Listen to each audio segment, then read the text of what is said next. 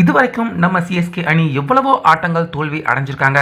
ஆனால் அந்த தோல்வி எல்லாமே சிஎஸ்கே ரசிகர்களை இந்த அளவுக்கு வருத்தப்பட வச்சதில்லை.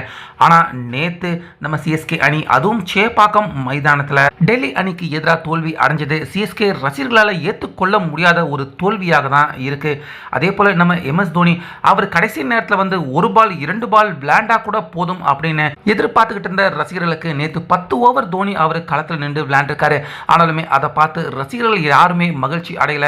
அதுக்கு நேர்மாறாக தோனி அவருடைய ரசிகர்கள் எல்லாருமே அதிர்ச்சி அடைகிற மாதிரி தான் தோனி அவர்களுடைய பேட்டிங் அமைஞ்சிருந்தது. ஸோ இது எல்லாமே நடந்து முடிஞ்சதுக்கு அப்புறமா சிஎஸ்கே ஓனரான ஸ்ரீனிவாசன் அவர்கள் நேராக ட்ரெஸ்ஸிங் ரூம் அங்கேயே போய் தோனி அவர்கிட்ட கோபமாக கை நீட்டி பேசியிருக்காரு. அது மட்டும் இல்லாமல் அடுத்த ஆட்டத்தில் இருந்து சிஎஸ்கே அணியில் யாரும் எதிர்பாராத மாற்றமும் நடக்க இருக்கு அப்படிங்கிற தகவல் இப்போ வெளியாகிருக்கு. அதாவது நம்ம சிஎஸ்கே அணி பவர் பிளேக்கு முன்னாடியே நேற்று ஆட்டத்தை இழந்துட்டாங்க அப்படின்னு தான் சொல்லணும். 3 விக்கெட்டுகளை இழந்து பவர் பிளேக்கு முன்னாடியே இதுக்கு முன்னாடி எப்படி தோல்வி அடைஞ்சப்ப தடுமாறினாங்களோ அதே மாதிரியான ஒரு தடுமாற்றம், அதை விட மோசமான தடுமாற்றம் அப்படின்னே சொல்லலாம். அந்த அளவுக்கு கொஞ்சம் கூட மேட்ச்ல ஒரு இன்டென்ட், வெற்றிக்கான ஒரு சின்ன முயற்சி எந்த ஒரு இடத்துலையுமே சிஎஸ்கே அணியின் பேட்டிங் செய்யவே இல்லை. ஸோ இதுதான் ரசிகர்கள் எல்லாருக்குமே ரொம்ப பெரிய அளவில் கோபத்தை ஏற்படுத்தியிருக்கு. முக்கியமாக கடைசி 10 ஓவர் தோனி விஜய் சங்கர் 2 பேருமே நின்று அவுட் ஆகாம விளையாண்டாலும் எந்த ஒரு இடத்துலையுமே சரி மேட்ச் ஜெயிச்சிருவாங்களோ அப்படிங்கிற நம்பிக்கை யாருக்குமே ஏற்படலை. முக்கியமாக இதை பார்த்து ஸ்ரீனிவாசன் அவர்கள் ரொம்பவே கோபப்பட்டிருக்காரு.